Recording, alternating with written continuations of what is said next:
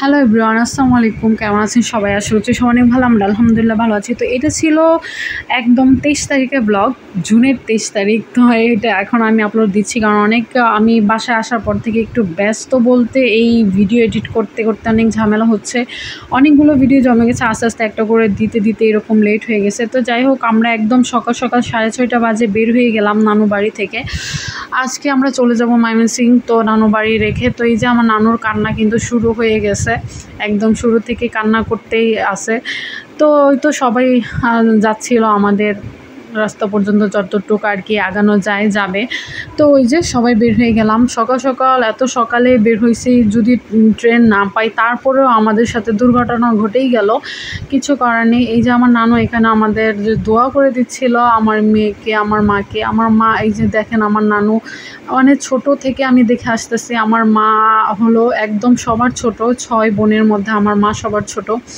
এমনিতেও সবার অনেক ছোটো থেকে যতবারই আসছি নানু এই যে আমাদের যাওয়ার সময় এরকম যতক্ষণ না গাড়িতে উঠায় দিচ্ছে পিছন পিছন যাবে, আর এই যেভাবেই চোখ মুছতে থাকবে, কান্না করবে, আঁচলে চোখ মুছে। আসলে সব মায়েরাই এমন হয়, তাই না?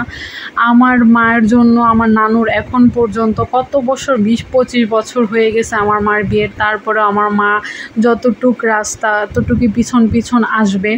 আর আমার নানু কিন্তু অসুস্থ, তারপরেও এই যে চারপাশে দেখতেছেন পানি, তারপরেও সে কি সুন্দর, তার শরীরে শক্তি চলে আসছে, আর সে কি সুন্দর হেঁটে হেঁটে যাচ্ছে। তো যাচ্ছে, আমরা এই যে মানা করতেছি তুমি বাসায় চলে যাও, তারপর এতটুকু রাস্তা কিভাবে যাবে, তারপর কথা শুনতেছিল না। তারপর এই যে এখানে যখন অনেকটা রাস্তা ভাঙা আর কি, একদম পানি কাদা, ওইখানে থামতে হলো। তো তারপরেও যতটুকু রাস্তা আমাদের দেখা যাচ্ছিল সে তাকায়েই ছিল। আর আমরা যে রাস্তা দিয়ে সবসময় যাওয়া আসা করি, রাস্তার একটু সমস্যা হওয়ার কারণে অন্য রাস্তায় দিয়ে যাওয়া লাগে, তার জন্য অনেকটা রাস্তা আমাদের ঘোরা লাগে। তো যাই হোক, আমার নানুর জন্য সবাই অনেক অনেক দোয়া করবেন, আমার নানু যেন ভালো থাকে, সুস্থ থাকে। তো এই যে আমরা রাস্তা দিয়ে যাচ্ছিলাম আর দেখাচ্ছিলাম চারপাশে মানে পরিবেশটা কত সুন্দর। নানু বাড়িতে এই সময় আর শীতের সময় আসলে খুবই ভালো লাগে। আমরা সব সময়, আমাদের বেশিরভাগ সময় শীতের সময় যাওয়া হতো, কারণ গরমে প্রচুর গরম থাকতো নানুর বাড়িতে। যেহেতু কারেন্ট তখন ছিল না, যখন আমরা ছোট ছিলাম তখন তো একদমই কারেন্ট ছিল না নানু বাড়িতে। সৌরবিদ্যুৎ শুধু ছিল আমার নানুর বাসায়, মানে মামার বাসায় সৌরবিদ্যুৎ ছিল। তারপরও দেখা যায় তো মানে অনেক জায়গা ঘুরে 1-2টা ঘরে এরকম সৌরবিদ্যুৎ থাকতো, তখন আমার মামার বাসায় ছিল।